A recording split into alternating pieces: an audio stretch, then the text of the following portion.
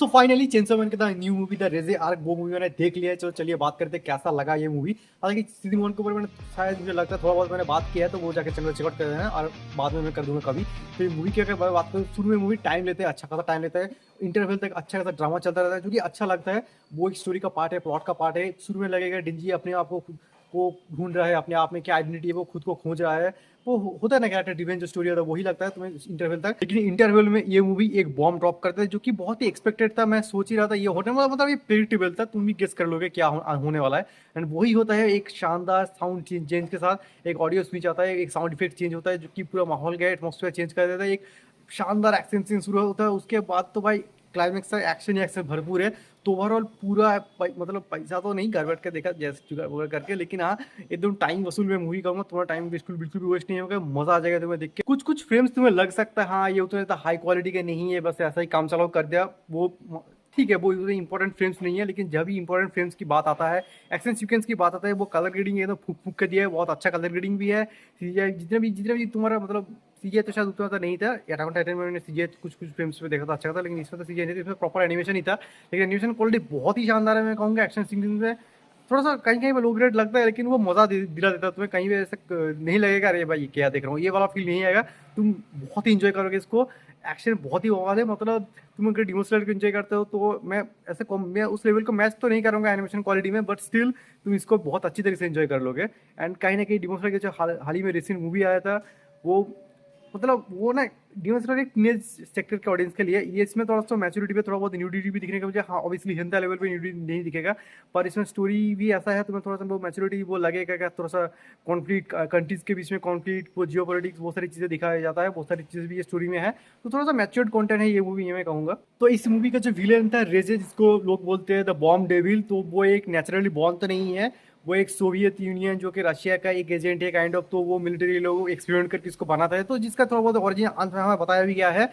And बहुत ही बवाल level, बहुत ही फाड़ू विलेन था, मतलब वो तो पीछे ही पड़ गया था। ऐसा लग रहा था जैसे मतलब स्पाइडरमैन स्पाइडरवर्स का स्टोरी है, उसमें भी एक विलेन था मॉडलून मॉडलून करके, तुम्हें क्या पता होगा, तो वो स्पाइडरमैन के पीछे ही पड़ जाता है उसको मारने के लिए। वो भगाता रहता है, चेस सीक्वेंस खत्म ही नहीं होता, इसमें भी वही था, चेस सीक्वेंस खत्म ही नहीं होता, इसको पीछे ही पड़ा रहता है। वो एकदम हाई बीपी वाला मोमेंट था भाई, खत्म ही नहीं होगा इसका थ्रिल, बिल्कुल मॉडर्न वाला वाइब दे रहा था इसका जो रेजे था वो। और क्या ब्लास्ट करता है, क्या ब्लास्ट के ऊपर ब्लास्ट करता रहता है, बहुत ही केड़ा, बहुत ही खतरनाक विलन था ये। तो ये सारी चीजों के बाद तुम्हारे दिल में क्वेश्चन आया कि हर कोई डेंजिस के हार्ट के पीछे क्यों पड़ा है, हर किसी को डेंजिस का हार्ट क्यों चाहिए, बहुत ही वैलिड क्वेश्चन है। तो इसका आंसर मैं इस वीडियो में कर देता हूँ।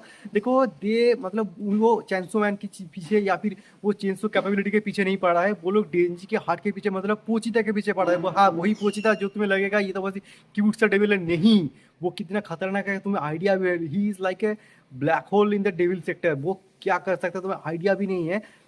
अगर वो चेंसो डेविल किसी को खा लेता है ना, वो कॉन्सेप्ट इट सिर्फ डिसअपियर हो जाता है फ्रॉम द रियलिटी, समझ रहे हो। वो सिर्फ एक चीज नहीं, वो सिर्फ डेविल नहीं, वो पूरा कॉन्सेप्ट ही डिसअपियर हो जाता है। उसका कोई मेमोरी, कोई हिस्ट्री, कुछ कोई डेटा कुछ नहीं रहेगा एकदम। समझ रहे हो ना, नो नॉट मतलब killing, not defeat, know just delete, erase from the history, entire memory. तुम्हारे दिमाग में ही नहीं रहेगा कि ये चीज़ एग्जिस्ट भी करता है। अगर मैं तो इसको थोड़ा आसान भाषा में एक्सप्लेन करूँ, अगर वो कोई अगर वेपन लाइक आर्मी वेपन जैसा किसी चीज़ को या फिर न्यूक्लियर न्यूक्लियर डेविल को खा लेता है, तो वो न्यूक्लियर जितने भी न्यूक्लियर वेपन एग्जिस्ट करते हैं पूरे दुनिया में, वो रहेगा ही नहीं, वो पूरा रातों रात वैनिश हो जाएगा। और तुम्हारे लोग जितने भी पृथ्वी में लोग हैं, उस वर्ल्ड में, उस यूनिवर्स जितने सारे लोग हैं, किसी के दिमाग में रहेगा ही नहीं कि ऐसा भी कुछ एग्जिस्ट करता है, न्यूक्लियर वेपन ऐसा करके कुछ भी एग्जिस्ट करता है। समझ रहे हो ना। तो इसलिए हर कोई देश उसको पाना चाहता है अपने तरीके से, वो मोड़ने के लिए, अपनी रियलिटी को अपने हिसाब से करने के लिए, वो एक मिलिट्री पावर को अचीव करने के लिए बहुत सारे हर कोई देश उसको पाना चाहता है। इसीलिए और सोवियत यूनियन की जो रशिया था वो अपने एजेंट भेजता है उसको हासिल करने के लिए, उसको बस हर्ट चाहिए और कुछ नहीं। इसीलिए माकी वहाँ भी चाहता है कि इसमें कोई एक दुनिया, वो अपना रियलिटी के हिसाब से एक दुनिया बनाए अपने होप के हिसाब से, जिसमें कोई हंगर नहीं रहेगा, कोई बैड चीज़ें, इवन खराब मूवीज भी नहीं रहेगा, ऐसा कुछ तो था। तो ये भी वो अपने हिसाब से एक जहाँ पे सब कुछ अच्छा ही रहेगा, इसी के लिए जो खराब चीज़ें इरेज करने के लिए अपने हिसाब से वो डिंजू को अपने पास में रखता है।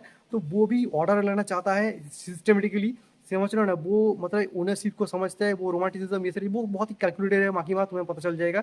लेकिन जो रेजे है वो एक वो भी फ्रीडम चाहता है, टू बी ऑनेस्ट। वो भी एक मैच्योर्ड काइंड ऑफ भी कैरेक्टर है, लेकिन वो गलत रास्ते पे भटक चुका है, उसकी परवरिश जिस तरीके से हुआ है, अपब्रिंगिंग जिस तरीके से हुआ है, लेकिन वो रेज़े जो है वो भी फ्रीडम चाहता है, लेकिन वो एस्केपिज़्म के थ्रू फ्रीडम चाहता है। लेकिन डेंजी का ऐसा कुछ भी अपना खुद का कुछ भी फ़िलॉसफ़ी है, पर ऐसा लाइफ़ का कुछ नहीं है, क्योंकि वो माँ पे रास्ते पे चल रहा है, क्योंकि वो जिस रास्ते से है, जिस एरिया से आया है, क्या कहते हैं उसको, एक्सप्लॉइटेड एरिया से डिंजी आया है, उसको दुनियादारी से फ़र्क भी नहीं पड़ता। वो बोलता है ना, if I am a monster can I still eat jam on bread, ऐसे इनोसेंट सी बातें करता है। लास्ट में वो बोलता भी है रेज़े को, जब तक मुझे अच्छा खाना मिल रहा है तो मुझे और भी किसी चीज़ का फ़र्क नहीं पड़ता, क्योंकि सीरियसली उस इस कैपिटलिस्ट की दुनिया से ऐसी है, जो ये जो दुनिया है, जो कैपिटलिस्ट दुनिया जो इसको हासिल करना है, वो क्या है, वो करंट अफेयर्स से उसको दुनिया से किसी भी चीज़ से फ़र्क नहीं पड़ता, उसका आइडिया भी नहीं। वो बस एक स्वीट 16 बंदा है जिसको तरबूज दबाना है, वो सारी चीज़ें उसको वो एक्शन भी करता है डोपामाइन रश के लिए, उसको वो सारी चीज़ें फ़र्क भी नहीं पड़ता। वो प्यार करना चाहता है, लेकिन उसका दिल हर बार टूट जाता है। तो डेंजी एक ऐसा ही स्वीट 16 गाय है जिसको दुनियादारी से फ़र्क नहीं पड़ता, लेकिन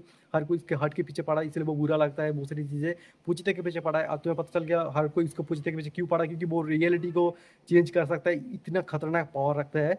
लेकिन ऑब्वियसली माकिमा अपने हिसाब से इसको यूज़ करना चाहता है। तो यही था पूरी मूवी का आइडिया, पूरी कॉन्सेप्ट का आइडिया। तो तुम बताओ तुम्हें मूवी कैसा लगा, तुमने देखा है तो कमेंट से ज़रूर बताना, और अगर नहीं देखा तो